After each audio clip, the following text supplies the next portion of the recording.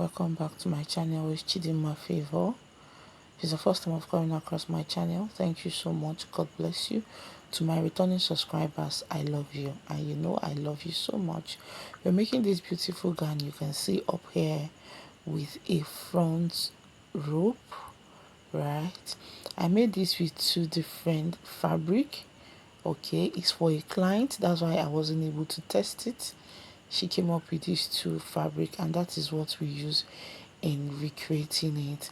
I want to encourage you, never give up, keep fighting, victory is on the way, and never forget to pray. Without wasting time, let's go over to the table. All right, the fabric is folded into two. You can see I folded it, each of them into two, that is making it four. Okay, just fold into two. All right, that's at the total you will get four.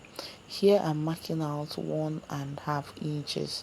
Please, you can mark one is still okay, but I marked 1.5.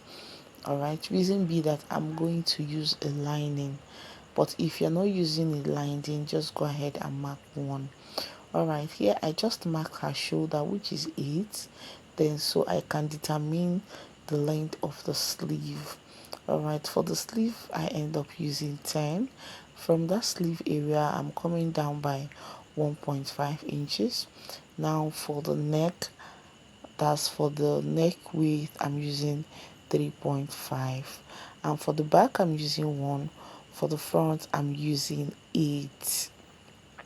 Okay, please, I'm making all these lines again for our beginners. Okay, just pay attention and you will understand. All right, the shoulder slope I came down with 1 inches.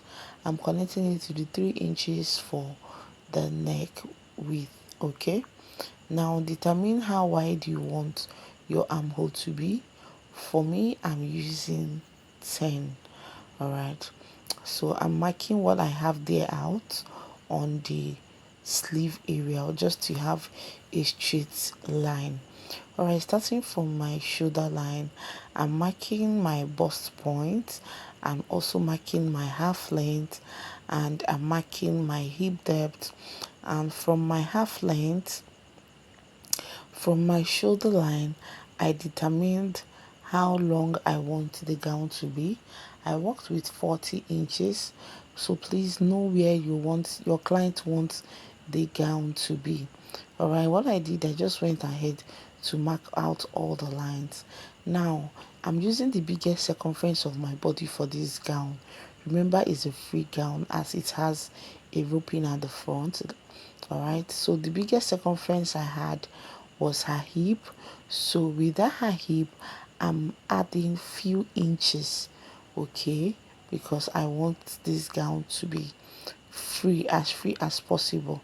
All right, so what I did was her hip, I added extra 4 inches. Now coming to the bust point, you notice that her armhole is below, like the sleeve is below her bust point. It doesn't matter, I did that just for clarity's sake, because I have new followers and also fresh beginners. All right, for this sleeve I just created a curve. Now you notice at the bust point, the first line I made a mistake, so I had to remeasure it again. All right, that was what I did. That's why you're seeing that mark at that bust point. I hope you understand.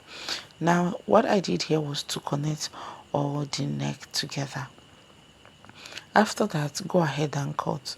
This cloth is pretty easy to make, but like I always do, I want to explain it because I know I have fresh beginners who are also interested in learning how to sew by themselves. Sorry, for the other hand, is my girls, they're asking questions, they want to know. Okay, so feel free to also give this video thumbs up if it's helpful.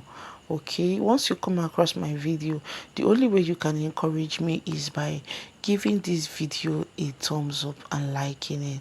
All right, now when cutting for the neck area, please, especially for the front, just go ahead and cut one to be long, okay, to be the actual neck area, and cut the other to be short because you're mixing it. You understand what I'm doing here now? You notice that the other back, that's the other material, I only removed the back neckline, I did not remove the front, which I just did now. Okay, from this place is where you're going to sew. But for me, I used lining. If you've always followed me, you know I always like putting lining on my clothes. Here I'm just notching where, which is the exact length of her gown. Okay, that is what I'm just notching here. Then I will then go ahead and fix my lining.